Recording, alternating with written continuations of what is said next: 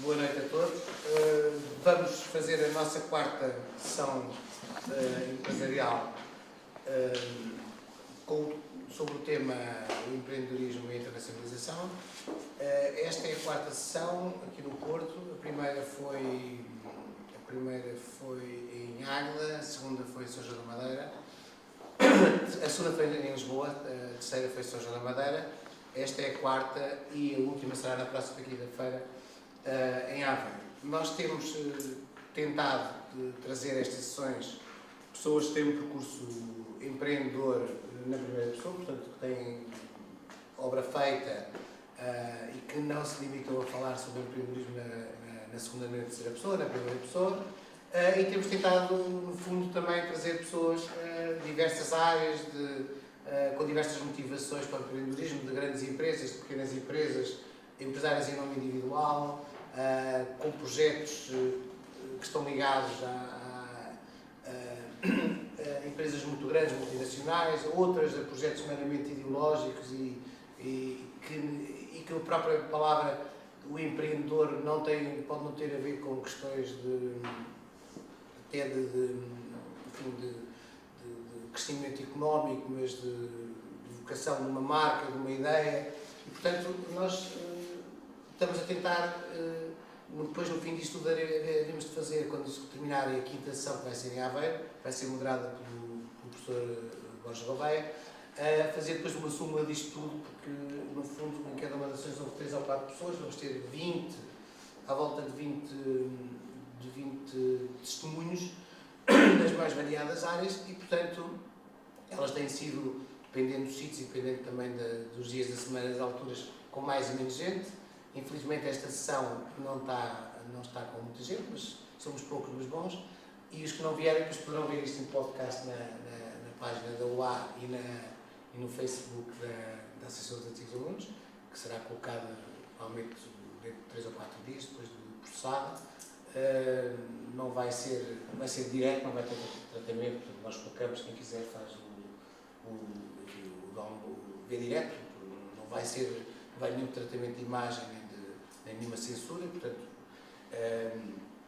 será assim. E eu iria começar por apresentar aqui os nossos convidados. Não temos o Dr. Fernando Leite, temos a Susana Abreu, que vem representar a Lipor, e portanto não sei se está a dar uma apresentação ou não, portanto, ainda bem, assim é uma versão mais informal. Temos o João Paulo Rodrigues, que começa logo bem, desistiu da primeira licenciatura em Engenharia Civil e lançou-se na moda, e portanto ele próprio se irá apresentar e dizer o que é que andou a fazer, o que é que anda a fazer, e temos o Tiago Landão, que é o diretor de Marketing e Inovação do Unicef, que é licenciado em Bioquímica pela Universidade do Porto, e que eu acho piada esta ideia, que a Unicef é a maior empresa de bebidas refrescantes, que eu também gostava que se explicasse isso, porque eu sempre, quando li isto na primeira vez, disse, isto é para não fazer uma conotação às bebidas alcoólicas, eu achei piada quando li a primeira vez e depois nós podemos falar. E, portanto, eu ia se calhar começar com a Susana, que é uma senhora, está aqui do meu lado, para falar um pouco da Lipor, da experiência da Lipor, provavelmente, nomeadamente na questão da internacionalização. Eu iria abordar os 2 temas. Boa noite a todos. Eu julgo que todos conhecem a Lipor, mas para quem não conhece, é a entidade que tem a responsabilidade da gestão dos resíduos urbanos produzidos na área do Grande Porto, de 8 municípios da área do Grande Porto. Temos unidades de tratamento específicas para os resíduos e tratamos de formas diferentes consoante a tipologia e a natureza dos resíduos. Portanto, podem ser encaminhados para a reciclagem, temos uma valorização, uma segunda vida que estamos a dar aos resíduos, podem ser tratados pela compostagem, em que produzimos composto para aplicação na agricultura, podem ser valorizados energeticamente com a produção de energia elétrica que depois é distribuída nas casas das pessoas, ou a nossa última opção, a deposição de resíduos em aterro sanitário. Não me iria estender sobre aquilo que é o nosso core business, porque não é esse também o objetivo desta sessão. Iria abordar mesmo os dois temas do empreendedorismo e da internacionalização em particular. Portanto, eu, representando o Dr. Fernando Leite, trabalho na área internacional da Licor, atualmente sou coordenadora da área internacional, é uma área nova da empresa, mas que estamos a apostar com grande força e com o apoio do Conselho de Administração, porque acreditamos que é este o caminho. Este ano, o ano 2013, foi um ano em que o nosso Conselho de Administração definiu estrategicamente focar-se em dois pilares, o da internacionalização e o da inovação. Portanto, há aqui também um paralelismo com o empreendedorismo.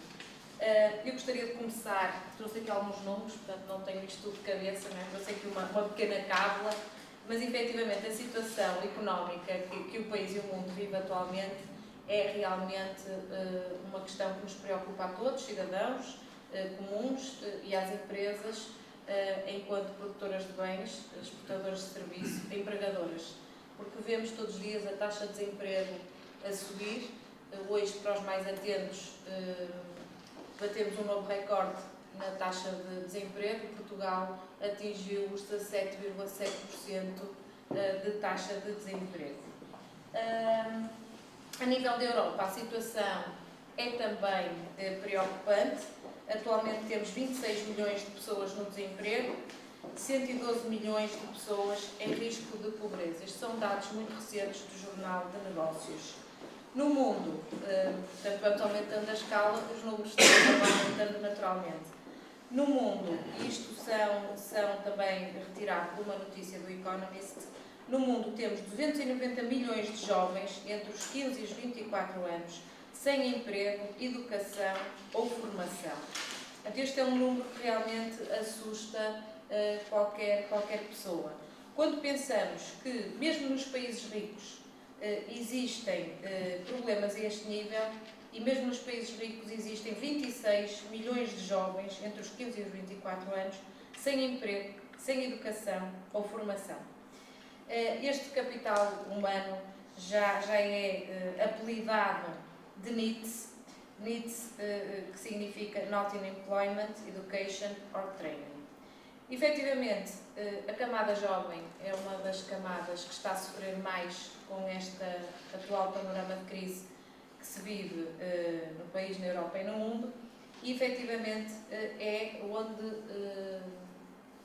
onde a questão do empreendedorismo também acaba por ser muito afetada, porque os jovens que não têm colocação e que acabaram de ser preparados para abraçar uma situação profissional de acordo com a sua formação e para a qual se prepararam, chegam a uma altura em que esbarram e não conseguem a sua colocação. Estes jovens com grande potencial, e que muito também se fala no potencial explosivo do capital humano, que acaba por fazer perder também as empresas e as empresas portuguesas, obviamente, e todas as empresas.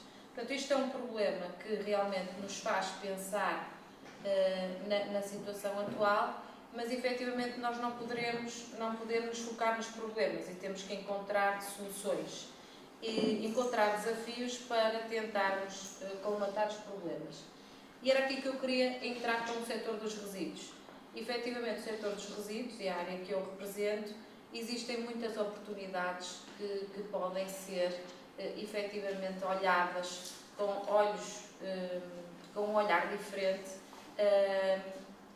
e tentar tirar o valor e criar valor para a economia nacional e à escala mundial e europeia.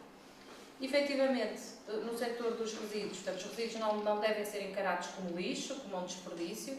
Portanto, os resíduos devem ser encarados como algo com valor, como um recurso, como uma matéria-prima, que é assim que nós encaramos todos os dias na Licor e no nosso dia-a-dia. Os resíduos, efetivamente, são uma oportunidade quando lhe é dado o destino final adequado e o destino que lhes vai permitir ter mais valor. Efetivamente, se depositarmos os resíduos em aterro sanitário, não lhe estamos a criar valor, não estamos a colocar novamente no mercado, não estamos a transformar em novos produtos, portanto não estamos a criar riqueza.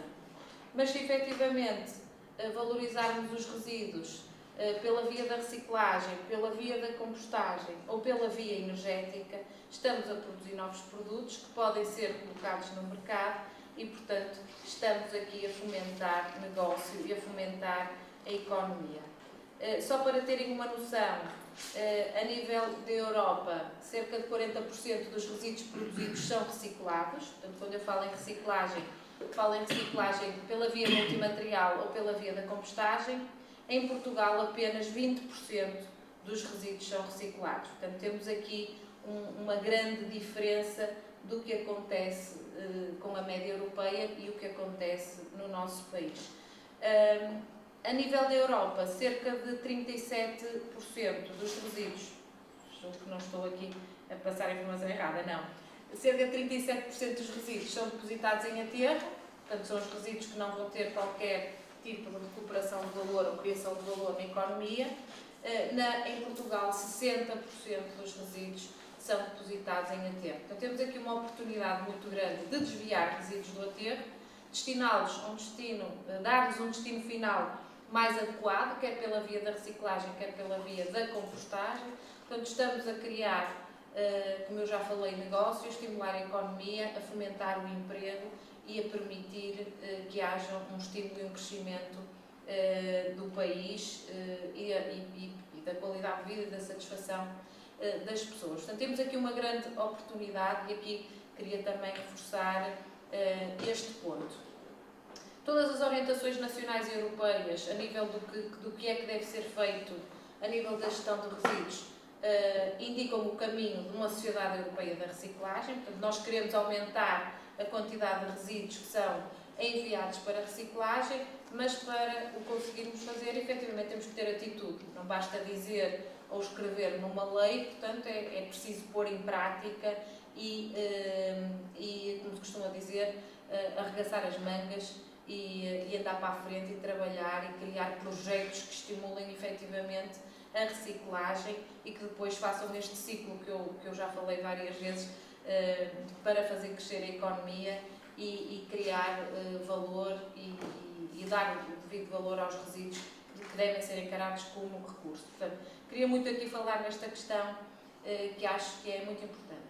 Quanto à LIPOR e o motivo de ter avançado para uma estratégia de internacionalização, a LIPOR já conta com 30 anos de atividade, portanto é uma entidade reconhecida a nível nacional e internacional pelo seu trabalho, o seu percurso desses 30 anos. Portanto, temos vários projetos que são reconhecidos a nível europeu de boas práticas e, portanto, tendo em conta o trabalho e a forma como nós trabalhamos nas nossas unidades operacionais. Portanto, temos muitas provas dadas a nível de resultados e, portanto, e de projetos. Portanto, podem consultar o nosso site www.lipor.pt e podem ver e conhecer alguns dos nossos projetos e dos nossos resultados, assim como a parte operacional e a forma como nós tratamos os resíduos. Efetivamente, somos uma associação de municípios, uma entidade 100% pública, portanto, apesar de não dependermos em nada do Orçamento de Estado, no entanto, tratamos apenas os resíduos de uma região, de 8 municípios, como eu referi no início, e achamos que temos potencial para fazer mais, temos potencial para crescer ainda mais. Portanto, apesar de já termos muito bons resultados naquilo que fazemos e na nossa área de intervenção, achamos que podemos fazer mais. E o fazer mais é, efetivamente, vender o nosso know-how, a nossa experiência, tendo em conta os 30 anos de experiência que temos de atividade. Efetivamente, criamos um projeto internacional que tem como objetivo vender o nosso conhecimento e a nossa experiência naquilo que nós fizemos nestes 30 anos.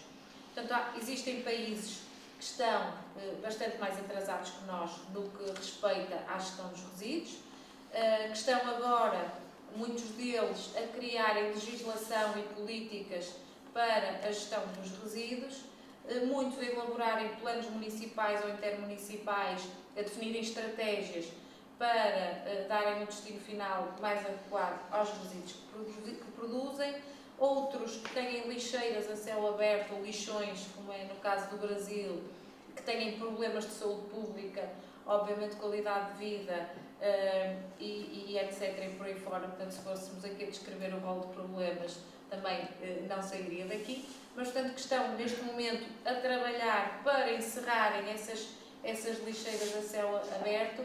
Portanto, coisas que nós, Portugal, já fizemos, a Lipor já fez e que temos conhecimento para podermos ajudar esses países que estão mais atrasados que nós e que estão agora a iniciar as suas estratégias nesta área. Portanto, achamos que poderemos ser uma mais-valia para esses países. Portanto, a nossa estratégia de internacionalização é essa, portanto, procurarmos oportunidades em países que estão agora a atuar na área da gestão dos resíduos.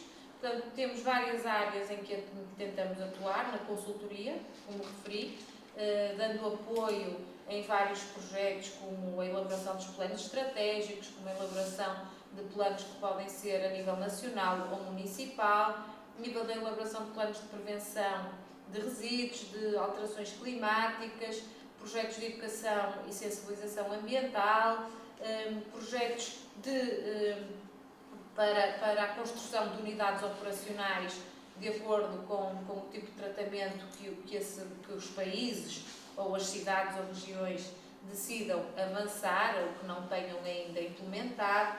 Portanto, o envolvimento da comunidade, o envolvimento de parceiros, de stakeholders, a informação. Portanto, também temos uma área que estamos também a uma área de especialidade, portanto faz parte do nosso portfólio de projetos e produtos internacionais, uma área de formação on-job, temos também uma área de especialidade mais para a área financeira. Portanto, há uma série de produtos e serviços que estão definidos e que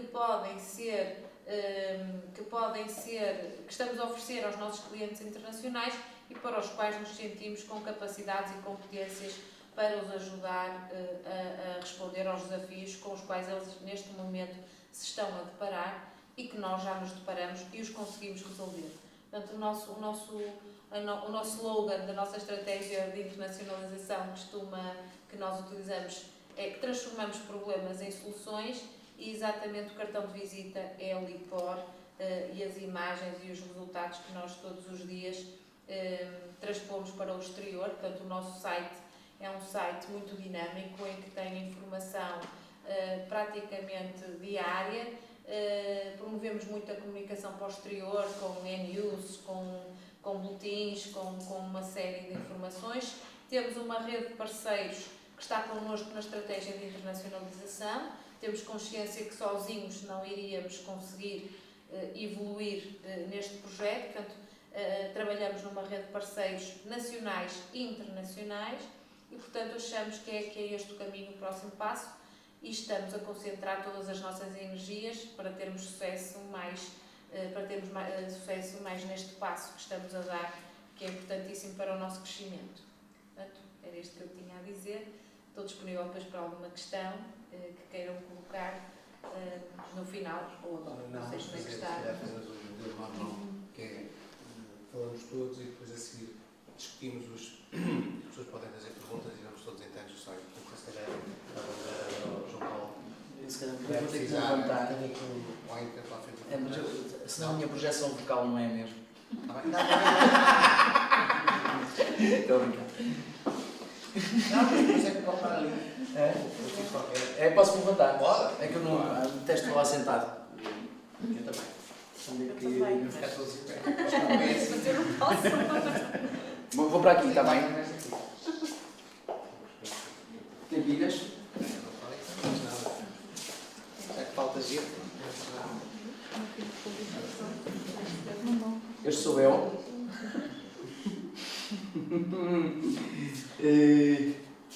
Ora bem, antes de mais gostava de agradecer o convite da Vera para estar aqui presente, dos antigos alunos da Universidade de Aveiro, da associação. E é com muito gosto que vos apresentei com esta pequena apresentação. Como já tinha dito, este sou eu. Estas imagens são do meu ateliê aqui no Porto. Eu sou alfaiate, faço roupa à mão, com um dedal e uma agulha, peças incríveis. E vim aqui falar um bocadinho da minha experiência como desistente do curso de Engenharia Civil, pior aluno do curso de moda e recente empreendedor. Ora bem, o empreendedorismo é, do meu ponto de vista, eu acho que é uma questão, eu já tenho discutido algumas vezes com algumas pessoas, pela minha experiência, que não é assim tão comprida ou complexa quanto isso. Eu acho que as coisas, o grau empreendedor está a ser banalizado e está a ser visto de uma maneira que eu considero errónea na situação atual e que pode danificar o progresso e pode danificar as pessoas que estão a tentar, que têm ideias e que estão a tentar promover novos projetos e a tentar ganhar dinheiro para comerem, que é, no fundo, o que as pessoas têm que fazer. Onde é que é o botão? É um qualquer. É um qualquer. Ok. Bom, eu fui estudar moda depois da engenharia, não é? Não correu muito bem. Tentei fazer um exame de estática aplicada e não gostei daquilo. E então desisti do curso. Fiquei muito triste na altura, mas depois fiquei muito contente quando comecei a aprender a desenhar e a aprender a gostar do que fazia. Percebi-me nessa altura que tinha jeito para algumas coisas e para outras nem tanto, que não sabia muito bem desenhar roupa de mulher, mas gostava muito de desenhar roupa de homem. Tinha tido sempre esse gosto, um bichinho que me tinha sido transmitido pela minha avó, que era costureira de alta costura, ou seja, também fazia roupa de senhora à mão. E então comecei a desenhar umas coisas, isto não foi no início do curso, senão não estava tão bonito, foi só no fim.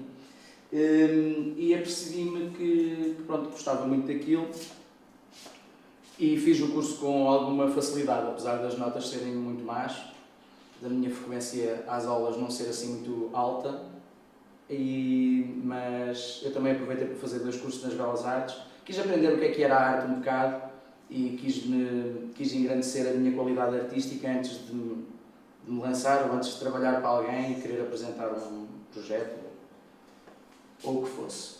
E então acabei o curso em julho e em agosto decidi começar a procurar emprego. Só que o emprego que eu queria não era necessariamente um emprego remunerado.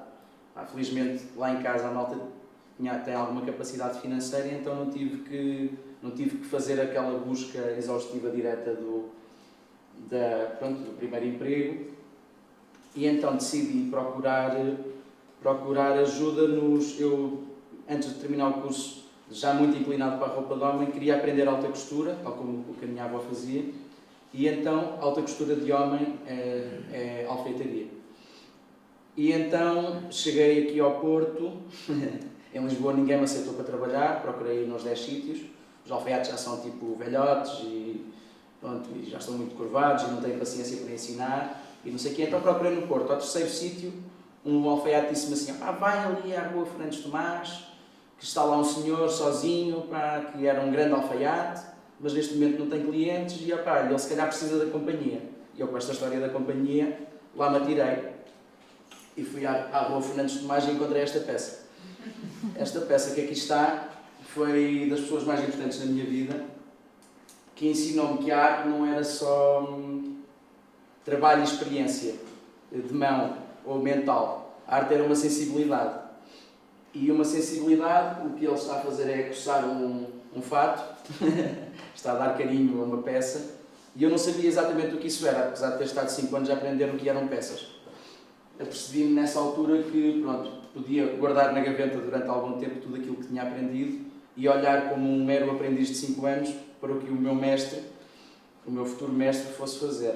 O primeiro contacto não foi assim muito auspicioso, que eu bati-lhe à porta e ele abriu e eu levava o meu melhor casaco, quer dizer, ia ali, não é, pedir para ele me ensinar, e ele disse-me logo, não quero comprar nada, e fechou-me a porta na cara. E eu disse, lá insisti, e ele disse, entra, entretanto começou-me a chamar, eu chamo João Paulo, começou-me a chamar Paulo, que acho que aqui no Porto as pessoas têm dificuldade a chamar João, e então começou-me a chamar Paulo, que é o que a malta me chama aqui no Porto, e eu achei muita graça.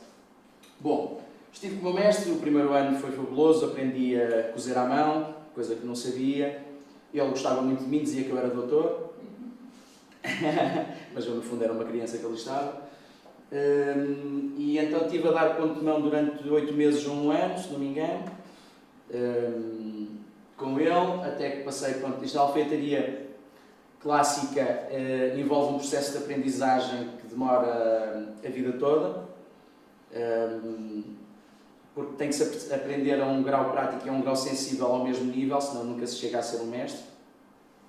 Estes senhores aprendiam de base, começavam a trabalhar com 8 anos, eu comecei com 24, vai na melhor das hipóteses. E o mestre disse-me sempre, Paulo, tu, se calhar não é melhor começares, pronto, dedicaste a outra coisa, que isto não há clientes, rapaz, isto é um pesadelo. E eu achava muita piada, os poucos clientes que ele tinha já eram tipo também velhotes, e vinham lá e quando se iam embora a despedida era quase um choro, porque podia ser a última vez que eles se iam ver. Isto parece uma graça, mas é bem verdade. Passado 1 ano o meu mestre fica doente, com um tumor pulmonar. Nessa altura, pronto, eu expliquei-lhe que não ia, pronto, ia continuar com ele até ele poder ensinar. Com o pouco dinheiro que tinha, mantive-me a mim e a ele. Com os poucos clientes que tinha, ele continuou a trabalhar e ensinar-me. E pronto, ao fim de poucos meses depois, e depois dele me ter estado a dar umas aulas de corte e não sei o que, para eu me conseguir safar, ele foi para o hospital e faleceu. Pronto, teve como última vontade que eu ficasse com o material dele, que ele era a única coisa que ele tinha na vida, e eu fiquei com muito gosto de abrir uma alfaiataria. Um amigo meu, que eu tinha conhecido na altura, o Aires, aliás, eu estou aqui também para falar da empresa do Aires, um amigo meu, e tenho muitas saudades do meu mestre, um amigo meu... Funciona?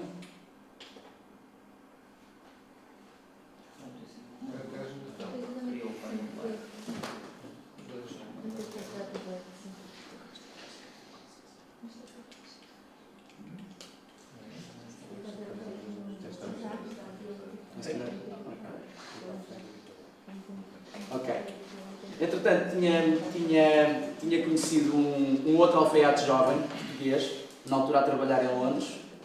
Ele tinha saído nas notícias, tinha feito um fato com o mestre dele em Inglaterra para o Príncipe Carlos, e num célebre dia aparece lá na alfaiataria do meu mestre, do mestre Fernando Gonçalves, aparece um senhor de chapéu de cowboy e botas, e o Aires disse-me que tinha... O Aires e o meu mestre disse-me que o Aires, o avô Aires, tinha sido um dos maiores alfaiates do Porto e talvez do país. Hoje em dia já não trabalhava, por este ou por outro motivo, mas que ainda tinha a sanidade e o conhecimento para poder ensinar. Passou-me aquela mensagem, o avô Aires ficámos amigos, ele apresentou-me o neto na primeira oportunidade que houve. O Aires, entretanto, saiu, foi trabalhar para Nova Iorque, depois para a China, e quando voltou para Portugal para fundar a marca dele, a Aires Bespoke Tailor, que é este logótipo, convidou-me para abrir um ateliê. Dividi custos, quer dizer, pronto, dinheiro nunca abundou, não é? E então tivemos que dividir custos e empreendemos os dois numa jornada clássica de trazer de novo a alfaiataria ao patamar que ela merece e do qual nunca devia ter saído, que é o patamar da arte. Eu e o Aires começámos a comunicar, o Aires começou a trabalhar os clientes dele, eu trabalhei os meus clientes, ele entretanto abriu a marca, lançámos uma linha de sapatos, aqui uma imagem muito engraçada, nós tirámos quando chegaram as calçadeiras, e então começámos a acreditar os dois que podia ser possível, e efetivamente é possível ganhar dinheiro e fazer o que se gosta, e entrar em aventuras sem pasta. Bom, comecei a trabalhar a estudar o corte. Isto aqui é um fato, a construção de um fato. Este é o corte, um tecido estendido. Isto é uma prova. E ali sou eu. Este fato era para mim. Ficou muito impecável. E isto aqui é uma demonstração do processo de alfaiate clássico. É um processo que demora 70 horas e requer alguma persistência. Um fato deste está, neste caso, está avaliado nos 3.000 euros. Pronto, são obras dignas desse valor. Os tecidos são caríssimos e o trabalho prático e intelectual que é exigido na produção deles faz com que os preços cheguem a esse valor. Entretanto, já no Aires, o avô começou a frequentar o nosso ateliê e passou a ser o meu mestre com ele. Aprendi uma nova silhueta, uma nova linha, uma linha internacional, que já tive a oportunidade de apresentar fora do país. Está aqui o avô do Aires, com um amigo num restaurante.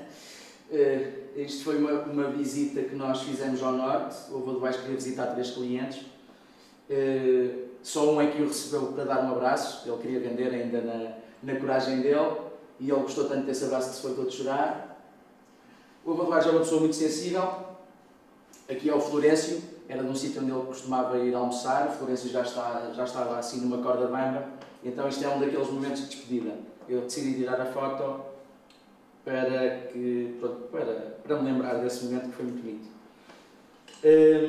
Eu falo sempre dos momentos que são, quer dizer, se calhar não interessa a ninguém que sejam bonitos ou feios, portanto, foram os meus momentos. Mas eu estou a falar neles aqui porque é muito importante para perceber que numa relação profissional, da mesma maneira que numa relação pessoal, o importante é a comunicação direta. E esse aí foi o que eu aprendi mais forte com o mestre Aires e com o mestre Fernando Gonçalves, que a sensibilidade e a maneira como se tratam as pessoas reflete-se no produto e reflete-se numa futura relação profissional. O mestre Aires ensinou-me uma nova linha, que é esta. É uma silhueta muito vincada, uma linha que compreende duas das linhas mais fortes mundiais, que é a linha inglesa e a linha italiana. É uma mescla das duas, como foi a linha moderna nacional durante os anos 60 e 70. Entretanto, a alfeitaria caiu em desgraça cá, não caiu em Inglaterra, nem em Itália, nem em França, nem no Oriente, nem na Índia, mas aqui caiu. E perdeu-se uma geração de artistas. Esta imagem, para mim, é muito boa porque significa que, aos meus olhos, eu consegui um objetivo, que foi de criar uma linha pura portuguesa através do ensinamento de 2 mestres, e que nunca vi cá. A parte criativa é importante. Apesar de eu ter não deixei de desenhar, mas desenho muito menos. Mas como comecei a poder produzir sapatos e outras peças, eu inscrevi-me aqui há uns tempos num mestrado, que é um mestrado em Antropologia Médica. É um mestrado que trata de psiquiatria cultural, trata de relação humana e trata de estado de espírito pessoal e trata de psiquiatria, mas não aquela psiquiatria dos livros que os médicos vão consultar. Já fiz outra vez, não foi? Não se trata não se trata daquela psiquiatria que se vê nos livros. Trata-se mais do que isso. Trata-se de um projeto, de um engrandecimento pessoal a partir de uma base. Trata-se de um jogo de poder, que é um jogo que não parte do topo da pirâmide, mas sim que parte da base. Eu escolhi aqui este conjunto de símbolos, muito engraçados na altura, que não têm nada a ver com a minha área, mas que eu com eles escolhi estes 2 e produzi uns sapatos. Que entretanto já os gastei. Não são muito duráveis, mas são muito engraçados. Isto só para mostrar, voltando atrás, que não é difícil fazer moda. estes sapatos depois saíram num blog internacional e tiveram alguns pedidos. E houve alguém que me disse que já os viu à venda, não sei aonde, quer dizer, não fui eu que os fiz, mas se calhar já andam por aí a rocar. Bom, os símbolos são muito engraçados e representam que, pronto, se eu ficar doente preciso de cuidados médicos e não preciso ter o meu cartão de grupo sanguíneo. Bom, posto isto, vou-vos falar de um novo projeto que eu tenho. Já gastei quanto tempo? 15 minutos? Só mais um bocadinho. Vai durar esta seca. Entretanto, apesar de continuar a fazer os meus fatos por medida para a minha carteira de clientes, no ateliê onde também trabalho ao AIS, numa tarde muito interessante que eu tive em Coimbra, com um amigo, estávamos a conversar acerca de um projeto, uma ideia que ele tinha, que é o Renato, uma ideia que ele tinha, que era a ideia de... Ele queria fazer um projeto de camisaria online. Achava que era um negócio que podia ser potenciado. E pronto, e depois de 20 cervejas pretas, ele convenceu-me a entrar no projeto. Ou se calhar foi o contrário, eu é que o convenci que podia entrar. Às vezes eu disse ajuda, este tipo de coisa. O lixo produzido foi só orgânico.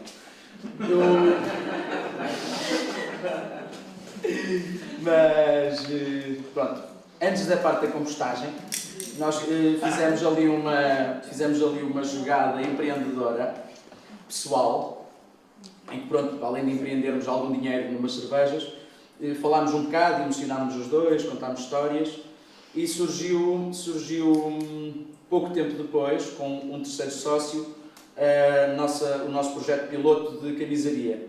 Chama-se Slagen & Zonen, tem um nome internacional, porque é um projeto direcionado ao exterior e não só a Portugal. É um projeto que, pronto, a meu ver, eu sou o designer-chefe, como não podia deixar de ser, não é? O Renato trata do marketing e o Adriano da comunicação.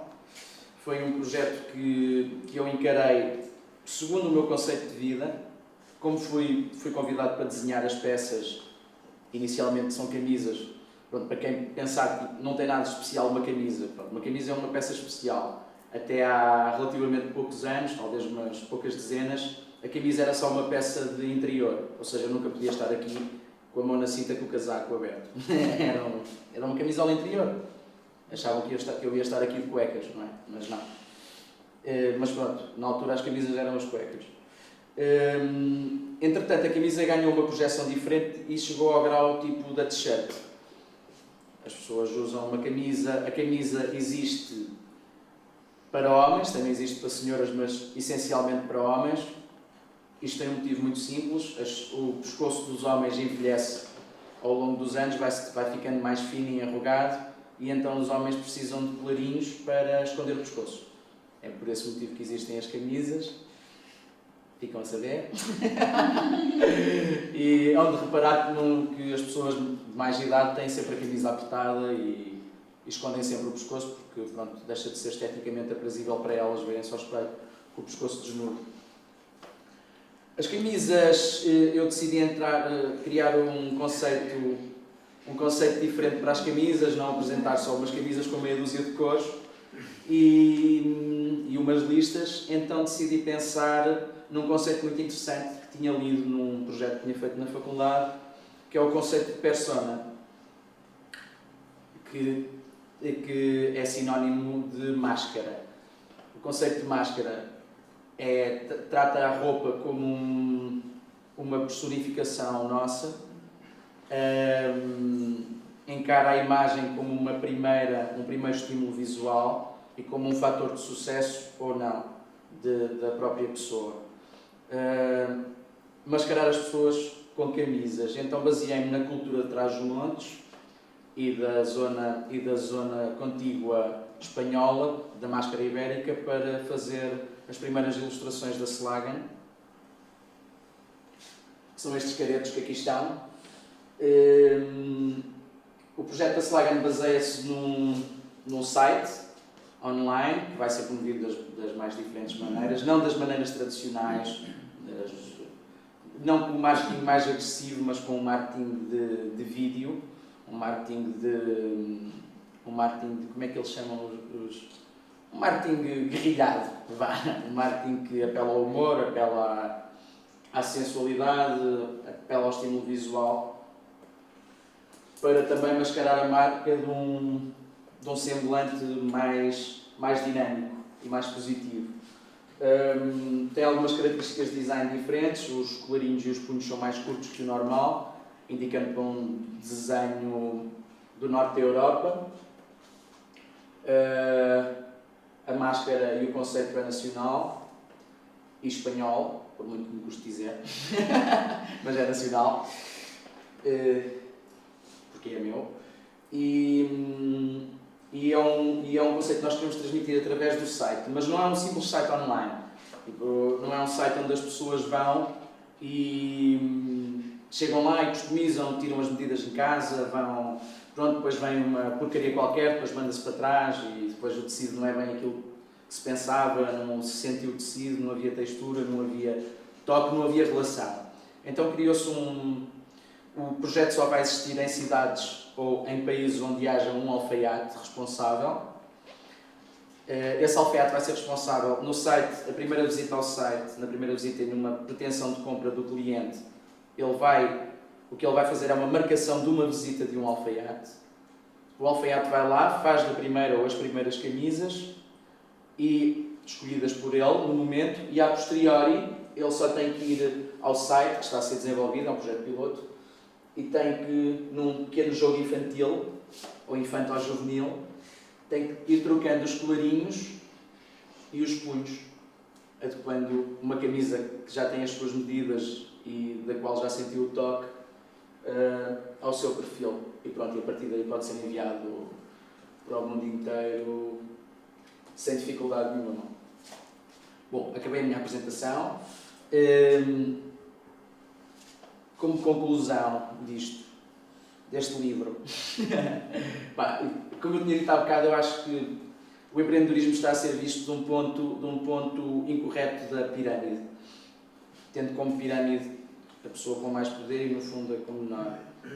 Hoje em dia, um empreendedor tenta ser um patrão e tenta ter um ou dois subalternos inicialmente que se tendem a multiplicar no sistema de pirâmides. O meu conceito de empreendedor baseia-se numa resignação do patrão à base do funcionário e que o patrão deve ser promovido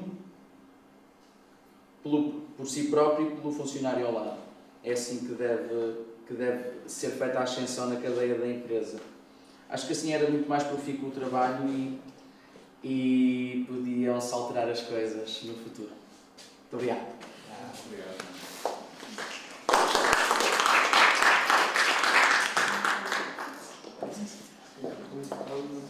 Sim, claro. Só para ter a apresentação.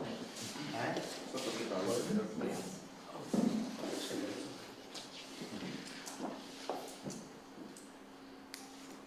Bom, então, eu não tenho a minha apresentação no médio. De qualquer maneira, também vou focar aqui nos pontos um bocadinho diferentes.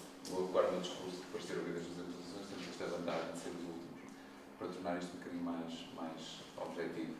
Sobre aquilo que eu vinha falar, agradecer obviamente ao convite, a oportunidade, e dizer-vos que a perspectiva que eu iria aqui expor tem muito mais a ver com o empreendedorismo na sua vertente empresarial, aquilo que é o dia-a-dia de uma organização que, já respondendo ao repto que me lançou no início, é de facto a maior empresa nacional de bebidas refrescantes. E refrescantes porquê? Porque ficaria pior dizer não lácteas. Por isso, na perspectiva mais consensual. De facto, normalmente o setor das bebidas é dividido entre bebidas quentes, bebidas lácteas e bebidas não lácteas. Dentro das bebidas lácteas existe todo um conjunto de categorias. A Unicef, como está presente em quase todas elas, as não lácteas e as não quentes, representa-se e identifica-se no texto institucional como tal. E, de facto, nós temos uma organização que é composta por duas grandes categorias core, a das cervejas, pelo qual somos eventualmente mais conhecidos no mercado nacional, mas também a das águas, e aí dividindo em duas áreas mais ou menos segmentadas, as águas gasocarbónicas, como serão as marcas Água das Pedras, a marca Vidag, e as águas lisas, não a que está aqui representada, mas as águas da marca Vitalis e Caramento, são as nossas duas marcas. Neste caso, o meu objetivo aqui, fazendo jus às duas palavras que intitulam a sessão, essa de qualquer maneira é aceitável. O meu objetivo aqui do ponto de vista dos dois termos que intitulam é dar-vos o exemplo do que nós temos vindo a fazer na Unicef, fruto de um processo que se iniciou já há muitos anos. Nós, de facto, já somos uma empresa com uma história mais de centenário, mas com este enfoque do ponto de vista da orientação para o negócio das cervejas, que nasce com praticamente as duas principais marcas da Unicef, que são a Cristal, que é mais antiga, e a Superbowl, que nasce em 1927. Nós temos, de facto, aqui um percurso recente, nos últimos 12 anos, que tem muito que ver com a internacionalização. E a internacionalização é um argumento fortíssimo para justificar uma atitude empreendedora. E aqui, eu não vou contrariar o que diz, vou só reiterar, mas ao contrário, que é a atitude empreendedora numa organização composta por mais de 1.500 pessoas tem que ser, de facto, grupal, tem que ser em conjunto, não pode ser com o chefe a dizer é para ali, vão todos assim. E essa atitude empreendedora que nós, num chavão, chamamos de intraempreendedorismo, quando está dentro da organização, parte muito das sinergias que as áreas diferentes de uma organização complexa, como é a Unicef, com todos os seus departamentos, com todas as suas áreas, com todas as suas hierarquias, têm que congregar. E para isso, objeto comum daquilo que eu considero mais relevante para o processo de empreendedorismo e de internacionalização, o mais importante de tudo é, como é óbvio, ter uma direção. Seja ela designada e escrita em papel e divulgada, seja ela, e o mais importante, e que também focou isto, comunicada. Nós temos tido, ao longo dos últimos 15 anos, a oportunidade de passar por ciclos muito interessantes de comunicação interna na organização. No entanto, todos eles, com maior ou menos sucesso, nos orientaram muito para esta perspectiva de que nós sabemos muito bem em que terreno estamos em Portugal, e como vocês sabem, apesar de agora estarmos a sofrer isso de uma forma mais impactante, o processo de contração, o processo de, digamos assim, downsizing já vem de há alguns anos, né? Todos tínhamos percebido que, do ponto de vista de espectro de crescimento para o consumo, do qual, nomeadamente, a empresa Unicef vive o consumo diário, já estava a contrair, estava a diminuir, portanto nós tivemos, como é evidente, de ser dirigidos pela nossa gestão de topo para uma atitude de internacionalização das nossas competências. Num primeiro ciclo, há que referir, nós fomos internacionalizar mais numa perspectiva ibérica, era o mercado mais próximo, era uma perspectiva de que os nossos produtos poderiam ter o mesmo tipo de aceitação e as nossas competências o mesmo tipo de reconhecimento. Num segundo ciclo, este já mais bem sucedido, fruto hoje de uma atitude mesmo muito vinculativa da nossa presença no mundo inteiro, na internacionalização para lá do mercado ibérico. Estou-me a referir, obviamente, ao mercado africano, ao mercado da saudade, mas também, hoje, já numa terceira fase de internacionalização, aos mercados que vão para além do mar. Portanto, neste caso, ou melhor, neste caso, para além do mar Mediterrâneo. Estamos a falar do Brasil, estamos a falar dos Estados Unidos, estamos a falar dos países árabes, para onde nós diariamente empreendemos no sentido de poder ver comercializados os nossos produtos. A forma como o nosso negócio está organizado é muito simples de explicar. Nós, basicamente, transformamos matérias-primas que são relativamente conhecidas de todos vocês num produto que normalmente também está engarrafado e depois tentamos expedi-lo e colocá-lo onde existe uma oportunidade valorizada, portanto, paga para o consumidor. Mas isto tem vindo a mudar e, portanto, a atitude empreendedora também tem que se adequar muito àquilo que foi o movimento de globalização e internacionalização da própria cultura humana. Nós, na Unicef hoje, somos, em termos geracionais, em termos de perfil das pessoas, muito menos hierarquizados, muito menos formais no trato do trabalho do dia-a-dia, precisamente porque tivemos que nos adequar a isso. E empreender dentro de uma organização com as tais mais de 1000 e tal pessoas obriga a esforços diários de nos adequarmos à mudança.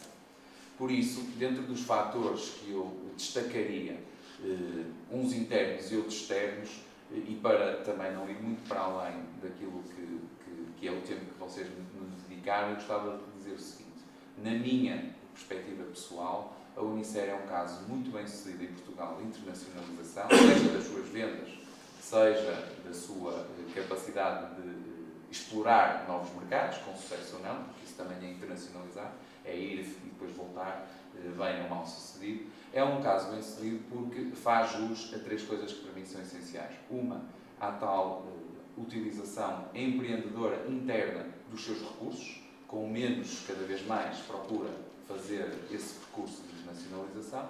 Outra, não tem, apesar de ter muito cuidado na análise e mitigação de risco, não tem uma atitude excessivamente conservadora na abordagem que faz aos mercados para onde julga poder haver uma oportunidade a explorar. Portanto, temos, por parte da gestão de topo, ou mesmo por parte da base, um estímulo a arriscar e a irmos tentar as oportunidades onde julgamos que elas, e fazemos ver que elas possam estar.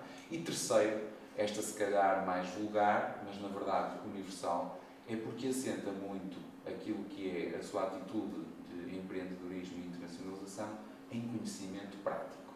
É uma empresa que tem muitos anos e, acreditem ou não, nomeadamente no que diz respeito a uma área de bens de consumo, não estou a referir-me a áreas mais artísticas ou eventualmente até tecnologias mais recentes para a aplicação e a remediação, estou a falar de uma área que requer know-how, anos de know-how. Ou seja, a Unicer está presente há muitas décadas, acompanhou todo o processo de alteração e de reformulação tecnológica de processos produtivos, seja da cerveja, seja das águas, seja da comercialização de produtos. E vocês reconhecerão, sobretudo os mais velhos, que hoje a forma como vocês confrontam produtos no supermercado, nas prateleiras, é muito diferente do Sr. José da Mercearia de antigamente. Portanto, a forma como nós fazemos chegar os nossos produtos hoje também são totalmente diferentes. Ainda aqui falávamos de camisarias online, não é? Mas a Unicer tem esta vantagem, é que nós sabemos fazer há muitos anos.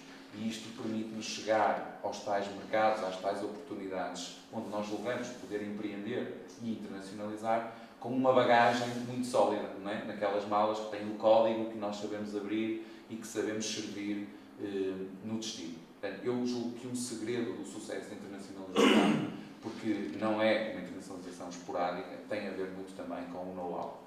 Aí, isto seria uma reflexão para todos nós, porque muitas vezes julgamos que temos uma excelente ideia, julgamos que a podemos imediatamente empreender internacionalizando, mas na verdade, cuidado, porque se essa ideia não estiver ou bem matura, ou assente numa lógica de conhecimento, pode ser difícil diferenciar à chegada.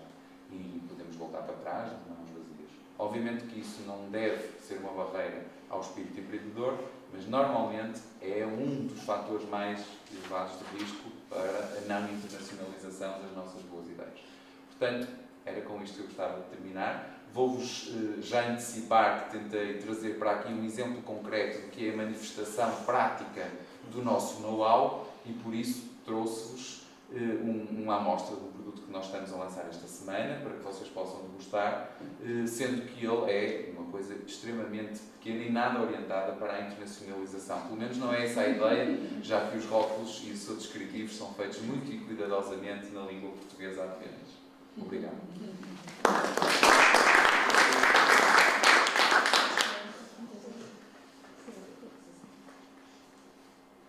Terminámos as apresentações. Eu acho que agora vamos dar lugar a que possam ser feitas questões e possam ser colocadas questões. Eu deixaria a vocês, eu tenho aqui várias questões para pôr, mas eu fico por último. Muito bem. Não falo muito. E, portanto, eu gostaria que pudessem colocar questões a cada um dos três. Minha já começará. Relativamente às apresentações que fizeram, focámos aqui, no fundo, eu iria só para fazer uma pequena introdução. Podemos dividir isto em duas áreas diferentes. Uma tem a ver com vender, daquilo que eu tive a ouvir, produtos de prazer, no fundo a roupa e a cerveja, que podiam ser considerados até supérfluos para a nossa sobrevivência, a alfaiataria. Nós precisamos de nos cobrir, precisamos de nos vestir, mas se a gente gosta de se vestir é capaz de dar 2 ou 3 ou 4 mil euros por um fato. Há muita gente capaz de dar e outras que são capazes de achar que é uma verdadeira estupidez. como há pessoas que são capazes de, como eu, que valorizo também a roupa e também valorizo a cerveja, e gosto de cerveja, e gosto, enfim, gosto de muitas coisas que não servem, podíamos dizer que não servem absolutamente para nada, e depois temos aqui a Susana, que apresenta um ponto de vista do empreendedorismo, de um serviço e de uma posição aqui também apresentada de uma forma de missão, no fundo, com a transferência de know-how que a Lipor tem em Portugal para outros países que têm problemas com os resíduos, têm problemas com este tratamento, como o Brasil, provavelmente Angola, Moçambique e fora, e que, portanto, há aqui também um espírito que, obviamente, não é só, penso eu, e isso também é uma questão que podemos discutir aqui, a questão do espírito de missão, que não será com certeza, da mesma forma que também, que eu acho que também queria deixar para cima da mesa, se a posição do empreendedorismo surge porque, quer do Unicer, quer aqui do Paulo ali à frente, está a iniciar da Lipor, com uma necessidade, porque isto também é um problema mais cedo ou mais tarde, e portanto uma antecipação de uma crise em que se vai para fora, porque cá dentro já não há espaço suficiente para se poder crescer como se gostaria, ou se simplesmente se vai para fora porque se iria de qualquer maneira, independentemente de haver um problema que temos em Portugal e na Europa, portanto estamos a falar muitas vezes da internacionalização para o outro lado do mundo, para a América do Sul e para esses países que estão no contraponto. E, portanto, esta era a minha primeira abordagem como introdução e estou à espera que façam questões para não ser eu a colocá-las aqui todas seguidinhas. Sim, eu faço uma. Nós falamos aqui na questão da transferência de know-how, na questão da vontade de arriscar e na capacidade de arriscar também, ou na vontade de arriscar quem está à frente dos projetos. Mas eu gostava de ouvir as três perspectivas relativamente à questão da adaptação, não é? Porque as outras condições não chegam se não houver jogo de cintura, se não houver capacidade de adaptação a outros mercados.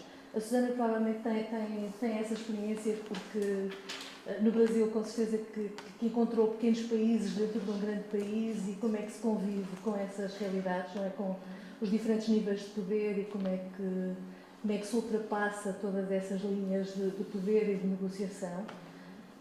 Imagino que na moda também os mercados não são uniformes da mesma maneira que recebem e que veem as peças, sejam as camisas, seja a alfaiataria ou o que for. E também nas cervejas, não é? Os mercados onde nós nos estamos a posicionar não consomem os produtos da mesma maneira. Portanto, eu gostava de ouvir falar nessa perspectiva da adaptação, como é que nos ajustamos a esses mercados. Eu só queria, a Cristina disse, só queria pôr aqui um ponto porque tem a ver só com o que o Tiago há bocado disse sobre o know-how do produto e que vem na consequência da resposta da pergunta da Cristina, que é, uma questão é o know-how do produto, outra questão é o know-how do mercado. E para mim, o grande entrave, que é o nosso caso até da parte da empresa, não tem a ver com o know-how do produto ou do serviço, tem a ver com a preocupação que eu acho que é mais importante ainda, ou tão importante, se calhar até mais, que é o know-how do mercado. Porque se eu tiver know-how do mercado e tiver um produto mau, eu consigo vendê-lo, e se tiver um produto muito bom e não tiver o know-how do mercado, não consigo fazer absolutamente nada, que é o que tem acontecido a muitas empresas, e espero que não aconteça a minha, mas o grande caminho está a ser no know-how do mercado e não do produto ou do serviço. Posso ser a primeira? Claro. Pronto, começando aqui pelo comentário que fez logo no início, quando terminamos as apresentações, e no caso específico da Lipor, porque é que avançamos para uma estratégia de internacionalização, se já não tínhamos mais para onde crescer, são um panorama de crise, dessa questão. Eu acho que isso é uma abordagem muito interessante e que também importa aqui, se calhar, partilhar. Efetivamente, todos sabemos que o consumo está a diminuir, provavelmente a Unicer também sente esse impacto. Nas suas vendas, nós também sentimos esse impacto, porque a produção dos resíduos é menor. E, portanto, efetivamente, temos menos resíduos para tratar. E do ano 2011 para 2012, tivemos uma baixa bastante significativa na produção de resíduos e, portanto, na quantidade de resíduos que nos chegaram às nossas instalações, o que nos fizeram, temos é bom, por um lado, porque as políticas de prevenção, poderemos pensar, serão as políticas de prevenção em que nós, na política nacional, trabalhamos para uma redução da produção de resíduos, pelo consumo sustentável e pelo devido encaminhamento dos resíduos para o destino final adequado. Aí é uma perspectiva boa. Agora, efetivamente, mas será que é isso que está a acontecer ou é efetivamente o impacto da crise e resultado da baixa de consumo que há uma menor produção de resíduos? Portanto, não há uma mudança de comportamento para uma atitude mais preventiva, mas há uma alteração, uma baixa de resíduos, porque efetivamente as pessoas consomem menos. Portanto, há aqui uma dualidade, mas eu acho que o impacto do consumo vence nesta dualidade, e portanto isto aqui é a minha opinião pessoal. Efetivamente, o crescimento, temos esta baixa de consumo, temos um impacto no negócio, efetivamente, porque chegam-nos menos resíduos, vendemos menos resíduos também encaminhamos menos resíduos para os tratamentos de reciclagem, estamos a produzir menor quantidade de novos produtos, estamos a vender menos. Portanto, isto é uma bola de neve e é um ciclo que realmente vicioso, que todas as empresas vivem e a Lipor também, não é exceção. Além de que, com o impacto da crise, e para os mais atentos e que acompanham os jornais e as notícias da atualidade, efetivamente, provavelmente também pelo motivo do desemprego, há agora a figura do catador, muito conhecido no Brasil e que começa a ganhar peso cá em Portugal, efetivamente, pessoas que desviam os resíduos do seu circuito normal de deposição, recolha e tratamento. E, efetivamente, temos tido registro de vários roubos de materiais, tanto nos ecopontos, papel e cartão, efetivamente, papel e cartão mais significativamente, porque tem um valor de mercado grande, é apetecível e, efetivamente, as pessoas vão ao ecoponto e roubam-nos o material. Como vão aos ecocentros e roubam equipamentos elétricos e eletrónicos. E roubam-se não é ninguém, não é? Portanto, há uma estrutura montada, municipal, em que foi feito um investimento para que se faça o devido tratamento dos resíduos.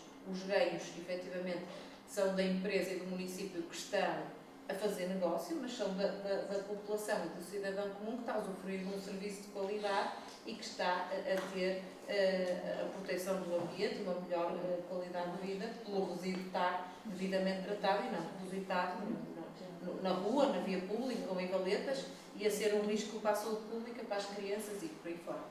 Portanto, mas isto também é tudo discutível, teríamos aqui outra grande discussão, provavelmente pela frente.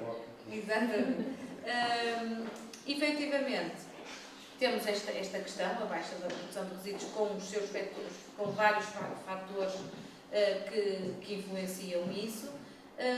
Sentimos no negócio esse impacto e queremos crescer. Portanto, a Lipor é ambiciosa, gosta de desafios e quer crescer. Portanto, poderíamos limitar a tratar apenas os resíduos da nossa área de influência, aqui do Grande Porto. Estávamos a cumprir com aquilo que era a nossa missão, mas efetivamente nós queremos fazer mais, queremos estar mais à frente e queremos ser, de certa forma, arriscar e, portanto, continuar a estar na linha da frente. Portanto, não costumamos ter medo, mas obviamente ponderamos os riscos e avançamos. A internacionalização para nós foi vista também como uma forma de crescimento. Estamos uma forma de crescimento a todos os níveis. Obviamente não propriamente a nível daquilo que é o tratamento da gestão dos resíduos, não pretendemos ir para outros países montar estruturas iguais às da Lipor e operar a gestão dos resíduos nesses locais. Efetivamente pretendemos vender a nossa experiência e o nosso conhecimento, o nosso know-how através de consultoria. Portanto, aqui respondendo ao seu comentário, que eu acho que era importante. Agora, voltando à questão da Cristina, realmente as experiências no mercado internacional, as questões da cultura são muito importantes, a forma de fazer negócios é importantíssima.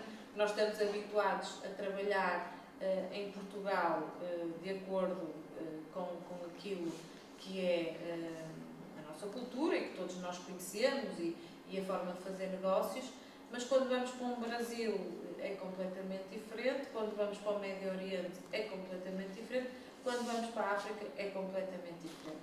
temos que nos ajustar à realidade local, à forma de trabalhar dessas pessoas e estarmos com mente aberta para essas diferenças. Portanto, respeito pelas diferenças, mente aberta, portanto, e apresentar total disponibilidade. Há que ter espírito de sacrifício. Às vezes as coisas não funcionam como nós gostaríamos ou estaríamos à espera. O jogo de cintura e a adaptação é fundamental. Eu partilho aqui uma experiência que pessoalmente tive, portanto, a parte da internacionalização. No caso da Lipor, nós constituímos um grupo de trabalho que somos 7 técnicos que trabalhamos a área da internacionalização. Obviamente contamos com o apoio de toda a equipa que está, nós somos 200, cerca de 250 colaboradores, obviamente contamos com todo o apoio, suporte e conhecimento dos colegas, que quando é necessário recorremos também à equipa mais vasta. Mas somos 7 técnicos que estamos distribuídos por diferentes mercados, cada um tem o seu mercado e trabalha essencialmente esse mercado, obviamente havendo partilha de tudo aquilo que é informação e todos estamos a aprender e a crescer uns com os outros.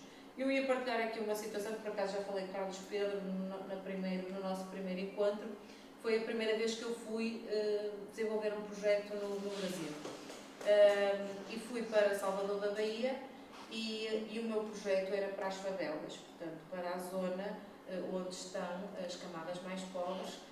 Nós conhecemos, ou pelo menos eu conhecia um bocadinho as favelas, a realidade das favelas da televisão, telenovelas e alguns documentários, e realmente entrar naquele mundo foi para mim uma experiência muito enriquecedora, mas eu confesso que na altura em que estive lá no meio não me apercebi, e ainda bem, dos riscos que passei, que estava a atravessar, pelo facto de estar no meio de favelas perigosíssimas, em que vocês sabem que existe, obviamente, há pessoas boas, há pessoas más, como em todo lado, mas em que existem grupos organizados que dominam a favela e que efetivamente não são zonas muito pacíficas, para dizer nada, muitas delas, muitas favelas, elas estão classificadas conforme a sua perigosidade, e, portanto há favelas que dizem que são calmas, que não há problema nenhum das pessoas entrarem. Efetivamente fui a muitas dessas, há outras de risco médio e há outras de risco alto e há outras de risco altíssimo. Não consegui ir às de risco altíssimo, e ainda bem, mas fui às de risco alto.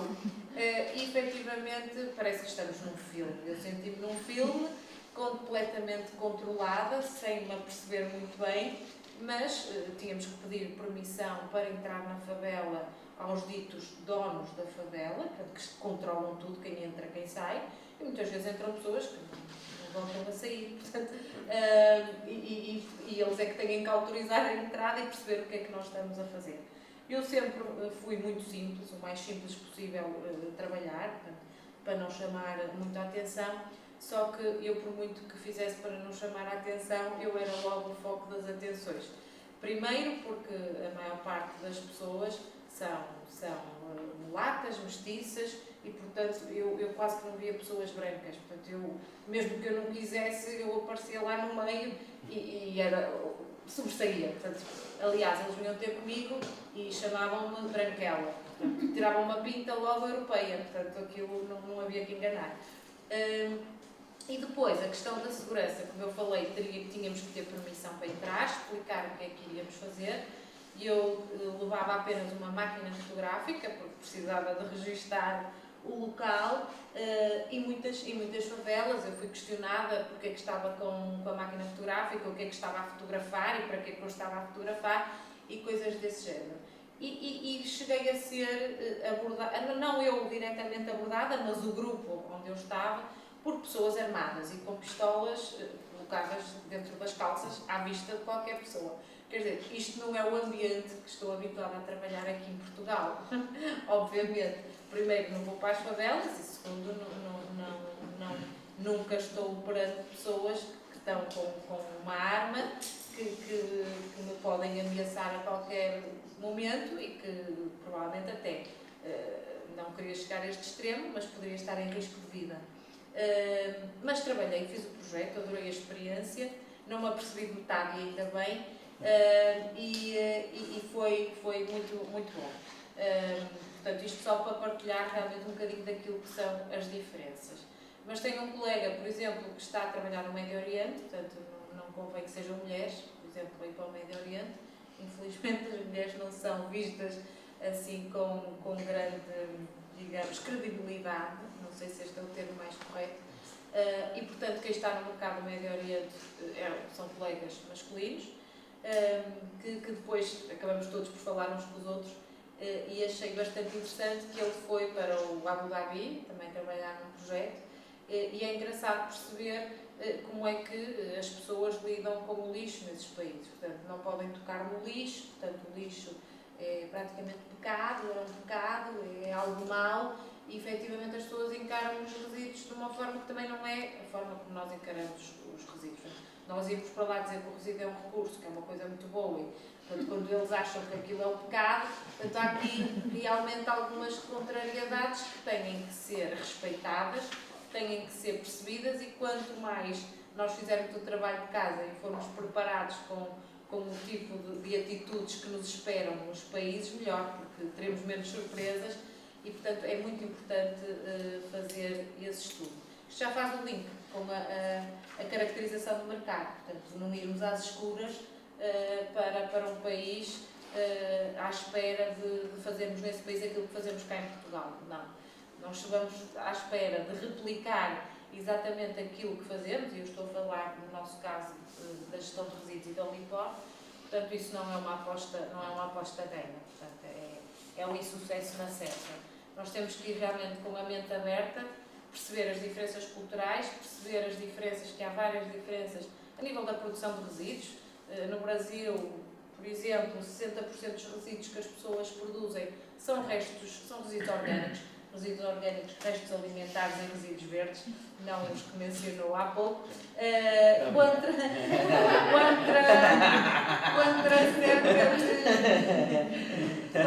cerca de 40% que é aqui em Portugal. Portanto, a diferença é enorme e, portanto, nós poderíamos ir propor a um país que tem uma composição de resíduos totalmente diferente da nossa, exatamente as mesmas operações ou os mesmos projetos. Temos que adequar àquilo que existe naquele país e tentando efetivamente criar o máximo de valor naquilo que é a gestão dos resíduos para esse país também.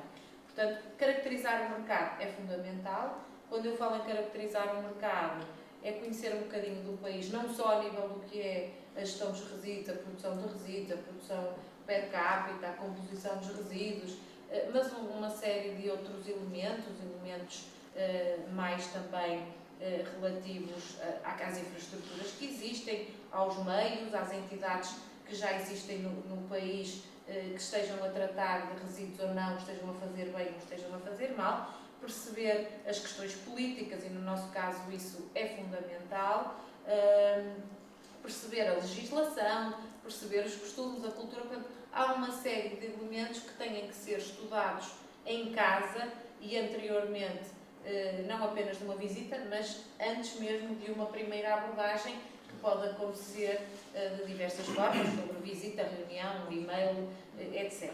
Portanto, caracterizar o mercado é fundamental e é essencial. Portanto, quem não o fizer, mais uma vez está a correr um grande risco da coisa correr mal. Bom, espero ter respondido. Exatamente. Bem, a minha resposta é mais simples. Não é tão complexa. Em relação à alfaiataria pura, as peças feitas à mão, como em todos os negócios, há casas dominantes. Não é? Há poderes instaurados no ramo também da alfaiataria, pequenos alfaiates, pequenos não em qualidade, mas em quantidade, ou em grupo, ou em história. Pessoas novas têm que se impor pela qualidade do produto, a qualidade é conhecida, é a qualidade dos materiais, todos trabalham com os mesmos materiais. A qualidade do processo, o processo tem que ser aprendido e maturado e bem aplicado. A vestibilidade, o conforto e o melhor marketing internacional é o passa-palavra. O marketing que funciona na alfaiataria pura. Um cliente, por exemplo, eu próprio viajo para outro país, por exemplo, para a Inglaterra, alguém gosta muito do meu casaco e pergunta-me, onde é que compraste? E digo, não é comprar. é feito. Quem é que te fez? Pronto, no meu caso digo que fui eu, mas, mas acontece muito perguntarem-me isso. Aliás, ainda hoje me perguntaram isso na rua. E então isso é muito frequente, acontece muito comigo e eu sei que acontece com os clientes, com as pessoas que eu sirvo e que, por exemplo, numa reunião alguém pergunta, os comentários normais, entre homens e entre mulheres, que também se faz alfaiataria para a senhora, e então é de passa-palavra, Também há comunicação para o exterior. O ano passado estive no Brasil com o AES, em São Paulo e no Rio, fizemos uns fatos para um dirigente não era dirigente, eu acho que ele era o presidente da Associação de Advogados Nacional, e para mais uma ou duas pessoas a coisa correu bem, mas efetivamente a distância e o investimento da ida, da não estada lá, não tanto a qualidade do produto, mas o investimento da ida torna impossível viagens frequentes, torna impossível viagens extemporâneas. No caso da alfaiataria é assim que funciona, passa a palavra, ou seja, é o melhor. No caso da camisaria é diferente. Como se joga com pessoas a fazer a primeira medida, a decisão que tomámos no início do processo foi que, formado por mim, o alfaiate que esteja em determinado país seja natural do próprio país. Ou seja, é uma pessoa que é natural de lá, conhece a natureza do país. Isto aqui, nós decidimos isto um bocado, as conferências são frutuosas. Eu fiz aqui, já não sei, já tem algum tempo, eu fiz uma conferência na Universidade de Aveiro, em que estava um senhor da Bordal Pinheiro, que é uma empresa de sucesso nacional, de loiças, e o senhor na altura apresentou-me uma ideia interessantíssima, que foi para eles ganharem grandeza de design internacional, faziam contratação de designers locais do sítio para onde queriam exportar. Okay? Então tinham esse processo. Eles faziam cá um estágio, as peças tinham sucesso, não era sucesso garantido, mas tinham muito maiores chances de serem vendáveis no sítio, porque o sentimento natural de uma pessoa de um determinado sítio é muito importante na própria relação com o cliente. Eu chegar agora ali à Alemanha, não falo alemão, há ali uma restrição clara, a comunicação não ia ser ideal, por muito bom comunicador que seja, ia ser sempre complicado, se calhar nem com 2 copos ia lá. Para disserem bom dono da verdade. Mas às vezes podia ir, mas era sempre um risco. Era sempre um risco. Mas de qualquer forma, pronto, é essa a política que lançámos de base e é essa que vamos continuar a seguir.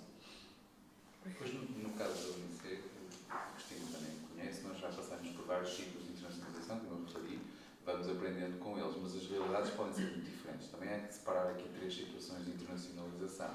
Uma é a internacionalização do negócio pela fusão e aquisição. Não é? Portanto, aí nós chegamos ali àquele país, adquirimos aquela outra empresa, estamos internacionalizados, vamos para lá a nossa maneira de ser, adequamos de facto a maneira de fazer as coisas lá e, portanto, há aqui esta lógica de aparecer. Outra é a internacionalização exatamente ao contrário, é por sermos nós adquiridos. Isto também acontece, não é? Portanto, nós podemos ser adquiridos e passarmos a produzir para outros países e temos que nos adequar a linhas de gestão ou equipas que venham internacionalizar-nos, digamos assim. E a terceira via, que é aquela muito pela qual a UNICEF tem seguido o seu caminho, é a internacionalização das suas marcas, em primeiro lugar. Ora, isto é muito complicado de fazer, porque, quer dizer, uma marca como aquelas que eu já referi hoje que nós temos, pode significar imenso ser líder, eventualmente até nome de categoria, como o caso da Água das Pedras. As pessoas chegam ao café e pedem que uma água das pedras, dizem que pedem uma água com gás, não é?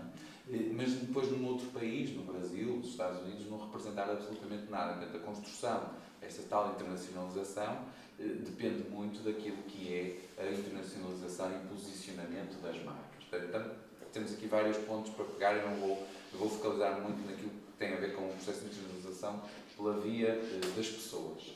De facto, eu hoje considero, pela aprendizagem que nós fizemos, que a melhor forma de nós internacionalizarmos um negócio como o nosso será, no caso de uma perspectiva de internacionalização das marcas, portanto, levarmos os nossos produtos, seja para fazer lá ou feitos cá, passa muito por nós entendermos bem como é que essas marcas ou os produtos de marcas concorrentes são vistos e consumidos nesses mercados de destino. Ora, isso depende muito do segmento e eu aqui separaria logo águas com gás, no caso da água das pedras, ou das cervejas. No caso das cervejas, nós temos inputs e insights muito giros dos estudos de mercado. É que, por exemplo, toda a gente é capaz, ou a grande maioria de nós, se calhar aqui presente na sala, por sermos representativos de uma grande amostra, é capaz, se calhar, de se lembrar do momento em que teve uma boa experiência, seja com cerveja, seja com vinho, seja com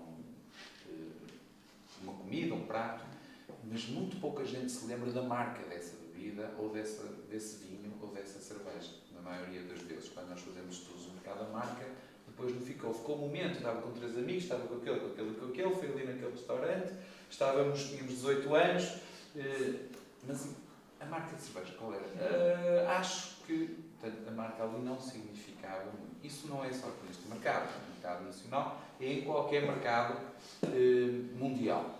Isso leva-nos muito a ponderar bem, sempre no processo de internacionalização das marcas, deste tal posicionamento. Portanto, o que nós agora, com o ciclo de aprendizagem dos últimos 20 anos, estamos a fazer é ter muito cuidado logo em definir o posicionamento que pretendemos para as marcas. E eu estou a referir a marca, não estou a referir o produto, embora as marcas possam levar depois vários produtos do seu portfólio.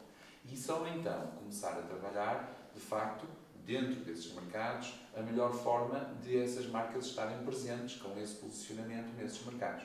Então aí decidir, é melhor uma marca de internacionalização pela exportação e ter aí de distribuição específica, dedicada, exclusiva, porque o posicionamento é muito premium, ou muito nicho, ou muito segmentado, ou é só para aquele canal específico, ou pelo contrário, o nosso produto e a marca vai ser de toda a maneira indiferenciada e, portanto, o melhor é ter uma estratégia de aquisição e crescimento orgânico, onde o que interessa é produzir grande volume e fazer dinheiro com esse volume, independentemente da marca ser a nossa ou até uma marca local. Por outro lado, poderemos também partir para a tal estratégia de ir vendo como é que as coisas se desenvolvem e então aí tomar uma decisão chamada plano B. Portanto, toda esta estratégia de internacionalização deve ponderar muito, de facto, o panorama do ponto de vista da marca, porque o nosso grande goodwill, o nosso grande ativo em produtos de grande consumo são as marcas, não é? O nosso know-how que eu referi há pouco é aquele que permite depois transportar a experiência para essas marcas. Não tem a ver com propriamente dito líquido que está dentro muitas vezes, exceptuando provavelmente o caso das águas minerais naturais, e de facto elas são muito específicas, exclusivas do local onde são captadas e extraídas. Mas estas são as vias da internacionalização. Agora, isso de facto depende muito da abordagem que as organizações façam. Eu recomendo vivamente que em negócios de grande consumo haja uma internacionalização pelas diferentes vertentes. Não haja, portanto, haja um portfólio de mecanismos de internacionalização e não haja uma linha muito diretiva e muito específica de internacionalização, porque há um risco de, falhando esse, falhar toda a experiência de internacionalização. E também recomendo que, mais uma vez, as pessoas com quem estejamos relacionados, eu penso que há bocadinho o João Paulo é um exemplo, que isto é tudo um fator fundamental, é a comunicação. Não é?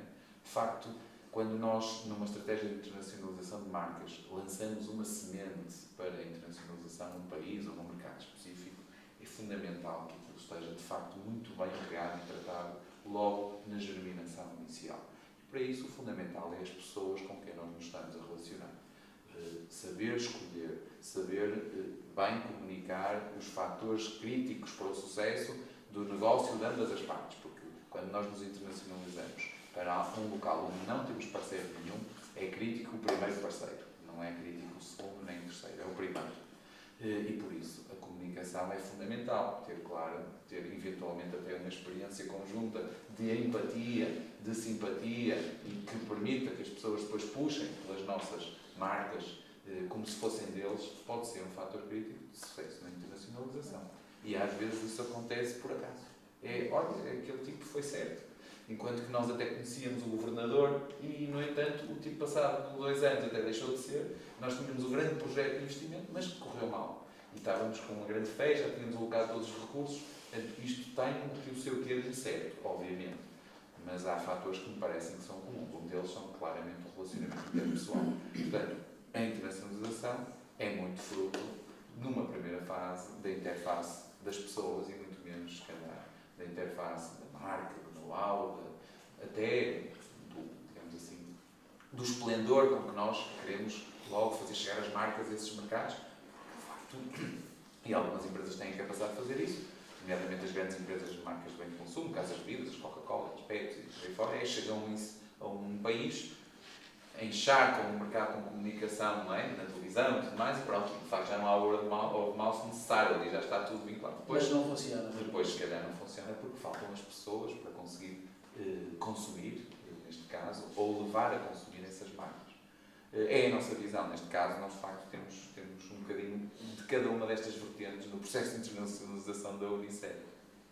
Se me permitem, eu só lembrei-me agora quando estava a dizer desse input grande de informação que nem sempre resulta. Eu recordo-me, e falando outra vez do caso brasileiro, houve aí uma altura em que se queria investir nos designers nacionais, havia um produto de qualidade, a verdade, as nossas produções fabris eram excelentes, aí houve aí um input, eu tive acesso pessoal a esse processo porque uma das pessoas envolvidas depois tornou-se minha amiga, que é uma senhora brasileira, a Flávia, e ela disse-me, não é necessário sequer citar marcas, ela disse-me basicamente, em alguns casos mais extremos, as pessoas riram-se da roupa que foi levada, porque era de tal forma ridículo. Por exemplo, lá os homens de lixo usam cor de laranja em alguns sítios, e foi para lá uma coleção cor de laranja. Não. Para o Brasil, para o sítio, quer dizer, aquilo sai à passarela, toda a gente se ri, não é? Assim é incrível. Não houve cuidado no estar a lição, Não, nem dava, mas pronto, isto é um caso de inadaptabilidade, não é? Mas eu tinha aqui há bocado o João Paulo tinha aqui uma frase que eu apontei aqui, que disse: fazer moda não é difícil. O que eu acho que é difícil é usá-la, muitas vezes. Já deve ter tido o mesmo problema que eu, que é, me aconteceu, não é a primeira vez, agora ultimamente não. Mas fazer alfeitaria. Não, que as pessoas rirem-se do casaco, rirem-se das calças, rirem-se de não sei o quê, e eu até costumo dizer, pá, ainda bem que eu te fiz rir, depois as pessoas ficam elas coladas, que é, a pessoa de chamar a outra, uma passadeira com uma peleiração vermelha, a pessoa aproveita, pá, estás-te a rir de fato, ainda bem que tiveste um bom momento neste sítio. E portanto, muitas vezes, quando a gente aproveita a questão do contacto pessoal para promover uma marca ou um produto, por exemplo, esta outra vez fui ao Brasil, fiz questão, eu não quero de fato, mas já não ando de fatos, ainda há com fatos da vida, por exemplo, que eu gosto, que aqui no Brasil fica toda a gente, na altura já toda a gente naquelas reuniões, mas onde é que vinham os fatos? Ou quando fui a Londres, por exemplo, e de andar de chapéu, porque tinha havido uma questão na última sessão que teve o Ricardo da FEBS, que me ofereceu o chapéu, eu fui para o Brasil, todos iam andar de chapéu. Chapéu, da altura era o gajo de chapéu, eu da altura levei também como presente 2 chapéus, para oferecer ao cônsul, para uma pessoa que eu conhecia, e eu disse, pá, você tem que andar de chapéu, porque já tem piada, isto protege do frio, do calor e do vento e não sei o quê, e a da altura criou-se ali a da altura já havia, num sítio onde ninguém usava chapéu, já havia 3 pessoas de chapéu, vários dias seguidos, em algumas situações do interior não é bom todo em espaços fechados de chapéu, mas sempre que saía à rua, espetava-se o chapéu. E, portanto, esta questão do marketing pessoal e de nós, como portugueses, também promovermos, sermos nós próprios o motor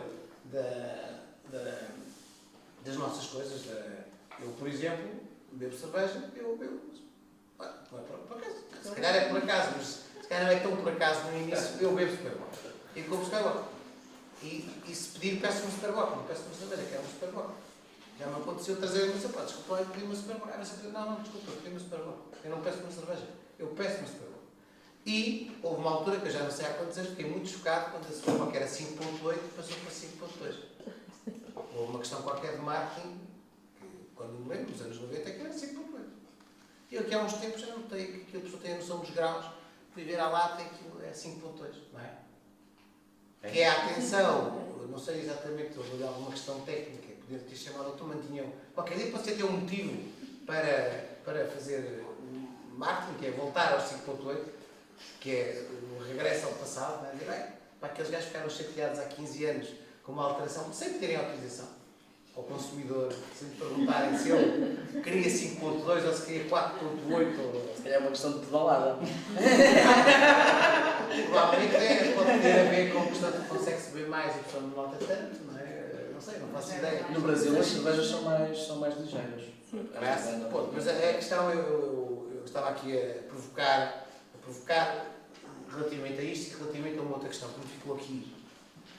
Deixa-me só, porque eu ainda falei pouco. Hoje, tive poucas reuniões. Que é a questão que foi levantada.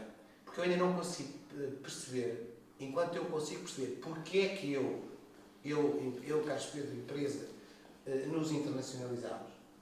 E tem a ver basicamente com o desafio. Basicamente com o desafio. Não teve a ver com nenhuma questão estrutural de Portugal. Foi mesmo um desafio à aventura. E nas grandes empresas, porque não estamos a falar que estão sentadas numa pessoa, portanto, é uma organização que resolve ir para fora, não é uma pessoa que resolve ir para fora, mas também não discordo de alguma forma que vocês disse que é a organização que resolve ir para fora. Eu gostava de perceber como é que isso se faz, porque eu não consigo perceber isso. Eu acho que há sempre alguém que é o patrão, que é o CEO, que diz assim, epá, vamos para fora. E depois a equipe vai para fora. Depois, quando é que vamos, é que pode ser discutido. Mas ele é que decide, o Presidente do Conselho de Administração, ou o CA, ou o Conselho de Administração, que diz assim, pá, nós temos que ir para fora, porque isto está a ficar pequeno para nós temos que ganhar dinheiro, nós temos que rentabilizar.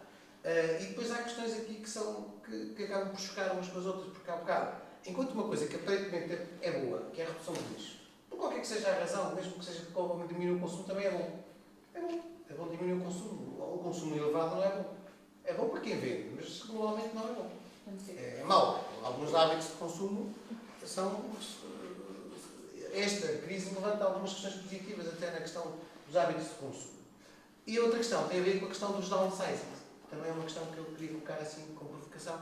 É que o downsizing, agora toda a gente vai no downsizing, que é uma coisa espetacular para as empresas, porque poupam, eventualmente, mas criam do outro lado da balança, quando há um downsizing, as pessoas ficam desempregadas. E, portanto, como não têm que fazer, ficam do outro lado do peso e alguém vai ter que pagar para elas, e a própria empresa também, os seus impostos, e, portanto, não é assim, para mim não é nada líquido, aliás. Por exemplo, na nossa empresa, nunca fizemos um downsizing, nem nunca foi no objetivo reduzir o número de pessoas. Quando há um problema qualquer, em vez de dizer, temos que reduzir pessoas, temos é que ajustar salários, ou reduzir, enfim, aquilo que sobra do exercício normal, para que fique mais ou menos, não é distribuído igual por todos, mas seja uma situação igual dos sacrifícios e dos regulamentos. E, portanto, eu queria que isto também ficasse com uma pergunta genérica relativamente à questão da motivação da internacionalização, exatamente porque eu não percebi qual é a motivação da internacionalização, se é o dinheiro, se é a aventura, se é o desafio, e a questão, do crescimento como temos como superar o nosso principal concorrente, não é? Tipo, sempre com a ideia, se calhar pode ser falsa, que o grande concorrente da Unicer é Sagres. Tipo, aquilo que a Unicer quer é vender mais que a Sagres, e aquilo que a Sagres quer é vender mais que a Unicer, e portanto, aqui no vosso caso é diferente, não tem concorrentes, não é? Que é bom. A nível internacional temos concorrência, não, a nível nacional não. E também só mais uma última pergunta, já que ninguém faz, vai fazer o Osvaldo, normalmente fico também com a ideia de que quando se houver uma diminuição da procura dos resíduos, isso resolve-se com o aumento da taxa. E, portanto, a limpar é sempre o mesmo. Porque, normalmente, quando as empresas municipais, as empresas do Estado, se houver uma redução com uma margem tem que ser a mesma, é fácil, aplica-se uma taxa maior sobre a reciclagem, sobre o lixo. Eu posso falar, são aí umas Sim. 4 ou 5 questões, vou ver se não me escapa nenhuma. Relativamente à redução da produção de resíduos, é verdade, isso é uma coisa boa. Claro. E nós temos projetos para trabalharmos a redução da produção de resíduos. Como eu disse, portanto, queremos fomentar o consumo sustentável, queremos fomentar atitudes responsáveis e queremos que as pessoas tenham consciência do impacto que provocam no meio ambiente com a produção de resíduos desmesurada.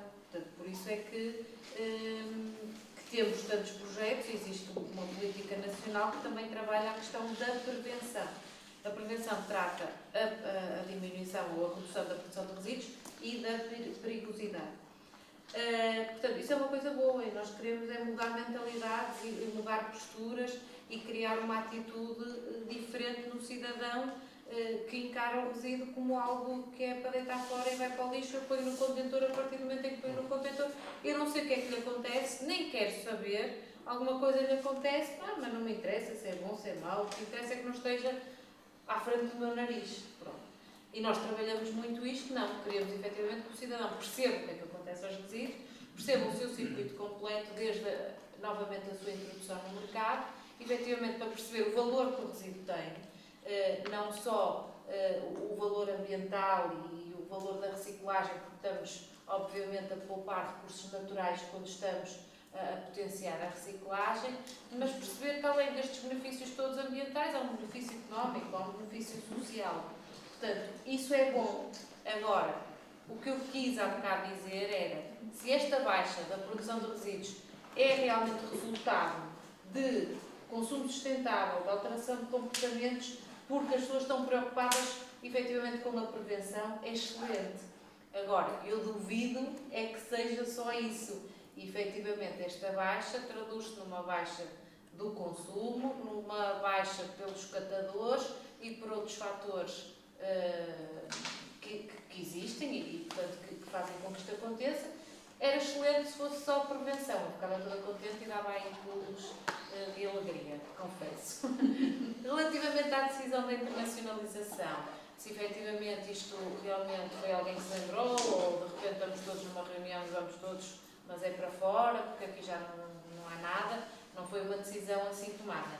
No nosso caso, foi uma decisão que foi vindo a ser discutida e, portanto, acabou por ganhar maturidade em diversas reuniões, em debates internos entre uma equipa técnica, portanto, foi um assunto que surgiu em vários momentos, mas que nós começamos a abordar de uma forma muito subtil, portanto, muito leve, foi um tema que surgiu sem grande responsabilidade, ou digamos assim, ou sem grande atitude a dizer vamos lá. Não, portanto, fomos falando, fomos conhecendo casos de outras empresas que estavam em processo de internacionalização, fomos acompanhando, percebendo os avanços e os recuos, porque conhecemos também muitos casos em que as coisas não correram bem. O facto das coisas não correrem bem também é normal, portanto, nós aprendemos com os erros e, portanto, faz parte da vida da empresa, as coisas, os sucessos e os insucessos. Agora temos é que encarar os insucessos de uma forma positiva e, portanto, conseguir tirar uma aprendizagem também desse acontecimento.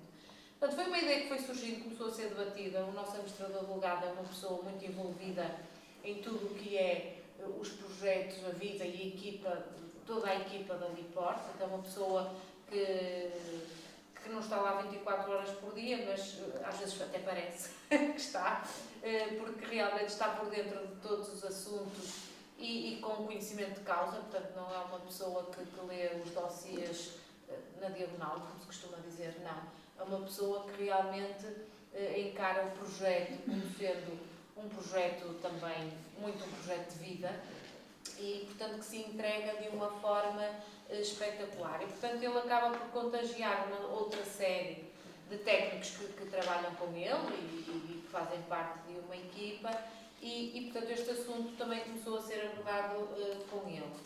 A decisão final, o papel que saiu, que há bocado foi falado, saiu pelo Conselho de Administração, portanto, saiu uma informação que foi comunicada, em que se comunicava a decisão do Conselho de Administração de se avançar para uma estratégia de internacionalização como sendo uma das formas de dar continuidade ao crescimento da Lipor enquanto organização, enquanto entidade a nível nacional de gestão de resíduos, mas também para continuarmos, ou se calhar abraçarmos novos desafios. Portanto, a questão do desafio aqui também é importante, que nós normalmente estamos muito receptivos a novos desafios e novos projetos, e quando acreditamos neles avançamos e atiramos-nos para a frente. Portanto, isso é uma realidade e é uma questão que marca a diferença na forma de estar e trabalhar da Lipor. E eu digo isto, portanto, de uma forma mesmo muito sincera. Mas, efetivamente, saiu a posição. Portanto, não é aventura, porque nós não estamos para aventuras, não podemos estar, ou pelo menos olhando para a palavra no sentido de, bem, vamos lá e vamos ver o que é que isto dá, se vai correr bem, se vai correr mal, logo se vê, vamos é conhecer novas pessoas, novos mercados, novas culturas. Não, esta não é a nossa postura. Efetivamente temos que ser aventureiros porque, como os casos que eu há bocado falei, acabamos por ter alguma aventura porque as coisas são muito diferentes da nossa realidade portuguesa, portanto acaba por ter algum espírito de aventura, mas nós queremos ir com os pés assentes na terra. Portanto, por isso é que cada passo que damos é um passo em que nós tentamos ser o mais cautelosos possível, obviamente sabendo o risco que estamos a assumir, e por isso é que também estamos em parceria e não estamos sozinhos, exatamente para não termos um impacto assim tão grande. Qual era a outra questão? Era essa, qual era a motivação para a internacionalização? E a questão do downsizing. Sim, pronto. Nós, efetivamente, também posso falar em relação a isso. Nós também não estamos a despedir ninguém, portanto, mas também não estamos a contratar ninguém. Estamos com a mesma equipa já há alguns anos. Nós somos uma entidade pública, como eu falei no início. Quando olhamos para as notícias e vimos as medidas mais recentes que vão ser aplicadas na função pública, obviamente as notícias não são as melhores, não serão as mais animadoras, mas também não é isso que nos faz baixar os braços. Até ao momento não temos despedido ninguém, mantemos a mesma equipa. Não. A estratégia da empresa de fazer downsizing. Não. Portanto, não é esse o nosso objetivo, é aquilo que disse a Unicef, portanto, é ajustar os recursos que existem, humanos também, aos novos projetos e aos novos desafios e, efetivamente, todos adaptarmos à nova realidade. E, efetivamente, é o fazer mais com menos. E ao fazer mais com menos, não só a nível de recursos materiais, mas também a nível de recursos humanos. Eficiência. Bom, a resposta é simples. Almejar um mercado internacional é trazer dinheiro para o país. É melhorar a qualidade de vida de trabalhadores diretos e indiretos que estejam relacionados com a empresa. Tão simples quanto visto. O objetivo é financeiro. Eu penso que já respondi em parte à pergunta que fez relativamente à primeira. Os ciclos de internacionalização não são decididos de um dia para o outro. As empresas nos seus negócios, na sua forma de gerir o negócio, têm ciclos de revisão estratégica e, portanto, fazem essas reflexões ciclicamente, digamos, em períodos que, na verdade, nos últimos 20 anos evoluíram de 10 em 10 para 3 em 3 anos, em média. E, portanto, de 3 em 3 anos, a Unicef a sua estrutura de topo, nomeadamente com os seus acionistas. Lembremos que nos estamos a falar de organizações que têm uma estrutura acionista. No caso da Unicef, é uma estrutura acionista, aliás, muito estável e que potencia muito estes exercícios de reflexão internacional, porque tem na sua participação uma empresa, que é o Grupo Carlsberg, não sendo maioritário, no entanto, nos confere aqui o melhor dos dois mundos, que é permitir-nos autonomia de decisão maioritáriamente nacional e, por outro lado, uma participação muito significativa deste espírito que é uma empresa já multinacional. Portanto, nesse sentido, trata-se de um exercício que é maturado, que é revisto, que é bem ponderado. Isso é essencial numa empresa grande, é evidente. Não vamos por impulsos. Não conseguimos ir por impulsos, embora estejamos atentos, como qualquer bom gestor deve estar, às oportunidades que surgem, onde quer que seja. Nesse sentido, o facto da realidade atual no mercado nacional não ser de muitas oportunidades perspectivadas atira muitos nossos olhos para outros mercados. O empreendedorismo poderia ser local, ou pode até ser local, os projetos têm a ver com isso, mas não, diria que na grande maioria das grandes empresas nacionais as perspectivas de crescimento, e é para isso que os gestores trabalham, para crescer em resultados, não só organicamente, estão lá fora. Estamos aqui, se calhar, com 10 anos, se Deus quiser, estaremos todos aqui a falar do regresso à base, do trabalho de consolidação, enfim, de uma estratégia de nacionalização e não internacionalização. internacionalização dos nossos esforços. Mas aí o valor acrescentado vem para casa sempre, esperemos nós, desde que os acionistas sejam nacionais. É essa a perspectiva. Bom, eu gostava de, não era uma pergunta, gostava de fazer uma reflexão, porque gostava de saber a vossa opinião relativamente a esta minha reflexão.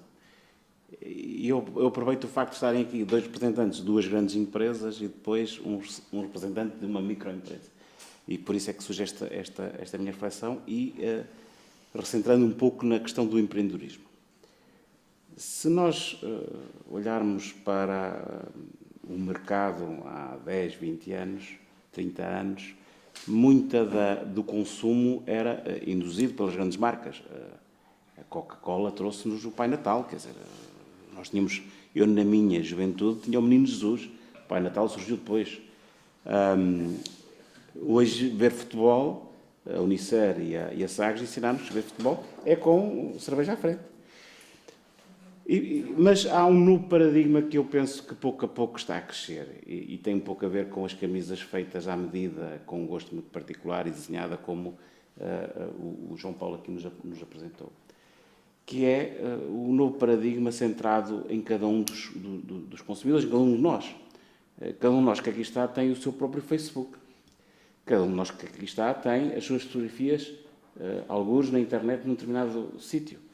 Cada um dos que aqui está tem, com certeza, os seus canais preferidos de YouTube e, portanto, tem os seus consumos, principalmente quando tem a ver com a tecnologia, perfeitamente definidos. Há muita gente que já não vê nem a SIC, nem a TVI, nem vê o Facebook, tem os seus blogs, tem enfim, o seu mundo.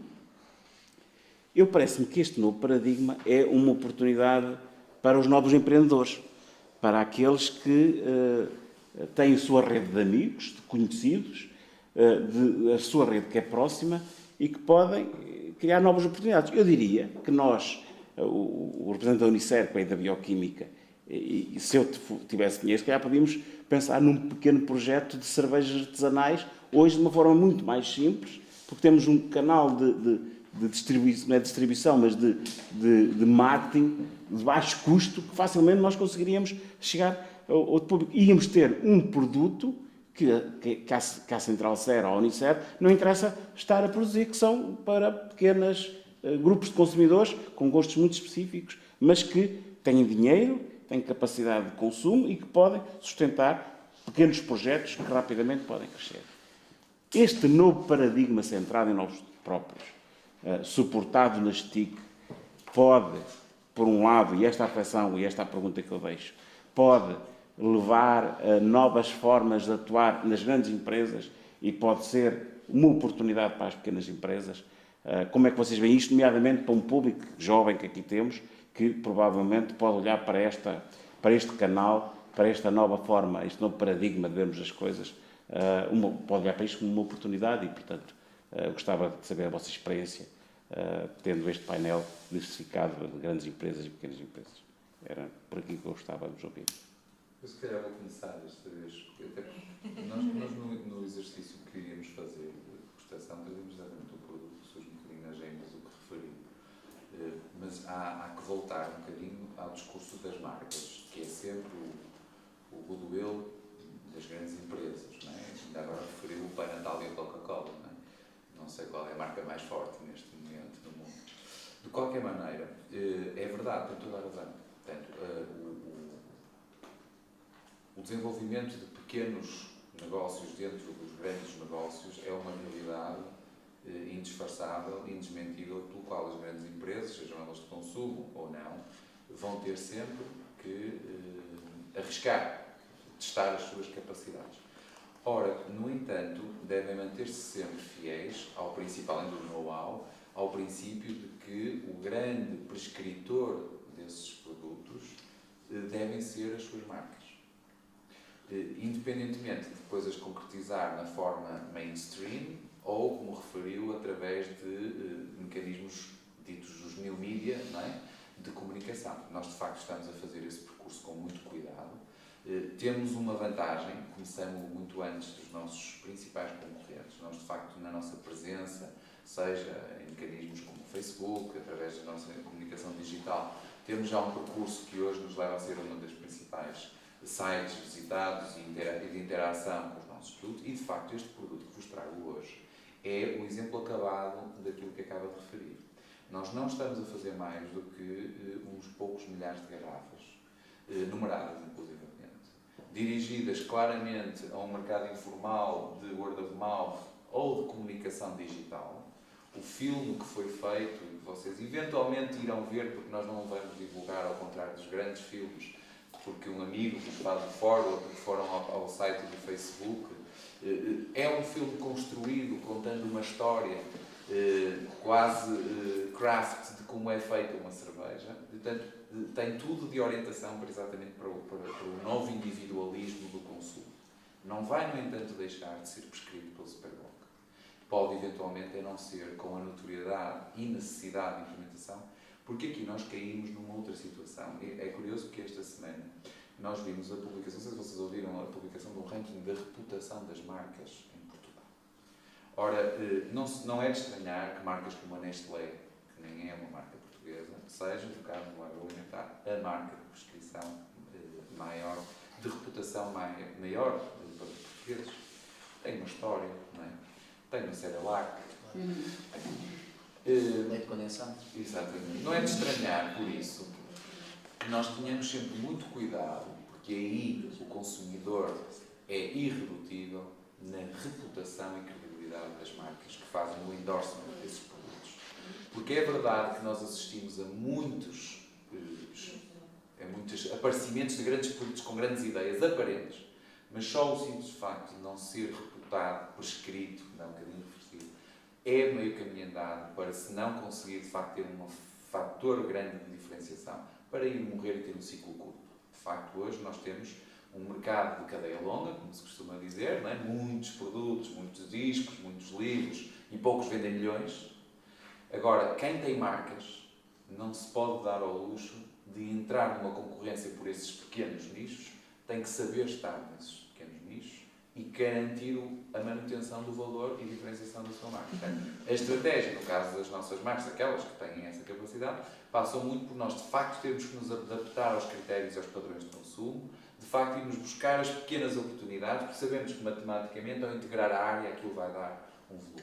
E essa é a estratégia de uma empresa, no caso da Unicef, empresa grande, que é procurar estar, de preferência, primeiro, não é? nesses mercados de oportunidade. Portanto, hoje trouxe-vos isso precisamente para dar um exemplo quase de última casa para testarem a realização e a concretização de algo que não tem nada a ver com a saca fácil, uma pull-off numa garrafa mini. Não tem nada a ver. E é preto.